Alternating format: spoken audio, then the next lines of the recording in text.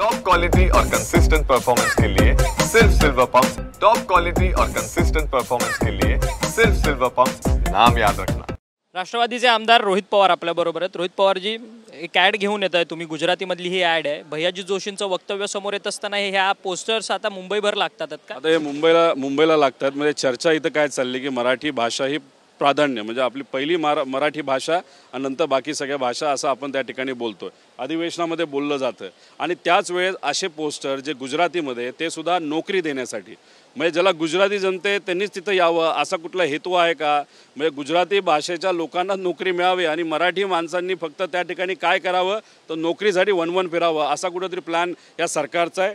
Sponsor कुणी केलं आहे तर हे महाराष्ट्र शासनाने केलं आहे। महाराष्ट्र शासन म्हणजे मराठी, जिथं आपली ऑफिशियल लँग्वेज महाराष्ट्राची मराठी आहे तिथं असा प्रकार होत असेल तर हे योग्य नाही। म्हणजे दाखवायचे दात वेगळे आणि खायचे दात वेगळे अशी सरकारची परिस्थिती झाली आहे। तर पण सत्ताधारी आमदार म्हणतात की भैयाजी जोशींचं वक्तव्य जे आहे ते तोडून मोडून कुठेतरी दाखवलं जात आहे, त्यामुळे हा वाद जो आहे तो निर्माण होतोय असं त्यांचं म्हणणं आहे सत्ताधाऱ्यांचं। त्यांचं अख्खं स्टेटमेंट जर तुम्ही बघितलं तिथं कुठं तोडून मोडून आपण दाखवलं, त्या अख्ख्या स्टेटमेंटमध्ये त्या ठिकाणी म्हणजे ते पुरं स्टेटमेंट आपण बघितलं ते स्टेटमेंट आहे।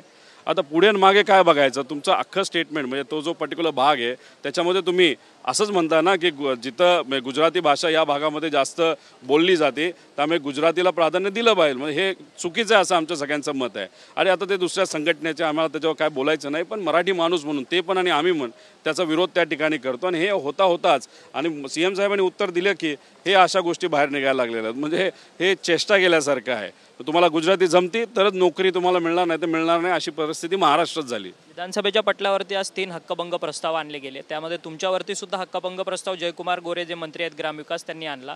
काल तुम्ही त्यांच्यावरती त्यांच्या संदर्भातली एक बातमी आली आणि त्यानंतर तुम्ही त्यांच्या संदर्भात स्टेटमेंट केलं आणि आज हक्कभंग आणला गेला तुमचा। अगं हक्कभंग आल्यानंतर आता त्याच्यावर बोलण्याची संधी आम्हाला दिली जाईल, त्या जे काही प्रक्रिया असते प्रोसिजर असते त्या पद्धतीने आम्ही तिथं उत्तर देऊ, आपण पुरावे मागू, सगळ्याच गोष्टी जरा जास्तच आता खोलात जावं लागेल आपल्याला की कसं झालं होतं, काय झालं होतं, कोर्टात खरंच केस चालली का, आउट ऑफ कोर्ट काही सेटलमेंट झाली, बरंच काय आहे। त्याच्याचबरोबर माझं एकच मत आहे की आमच्या कानावर लांबून का होईना एखाद्या महिलेचा अन्यायाचा विषय आला तर तो आम्ही हातात घेऊन त्यासाठी आम्ही प्रामाणिकपणे लढतो, ही आमची सवय, आम्ही मराठी माणसं आहोत। आता हे स्टेटमेंट आम्ही काय दिलं होतं, एका महिलेवर अन्याय होत असेल तर विषय आमच्याकडे येऊ द्या, त्यांना न्याय देण्याचा आम्ही प्रामाणिकपणे प्रयत्न करू असा विषय त्यांनी तो हक्कभंगावर आणला। म्हणजे काल आम्ही कोरटकरचा विषय घेतला म्हणून पुढचे नेते भडकले आणि इथं महिलांचा सुरक्षेचा विषय आम्ही हातामध्ये घेतला तर इथं मंत्री भडकले।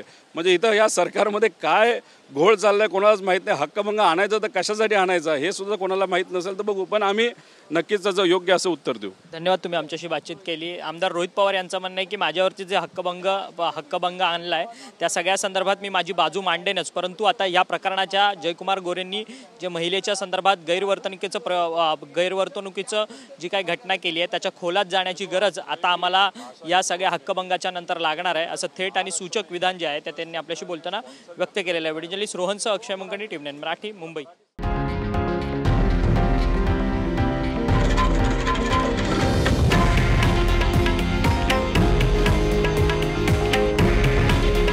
हे आहे देशातील नंबर 1 न्यूज नेटवर्क आणि आपण पाहत आहात TV9 मराठी।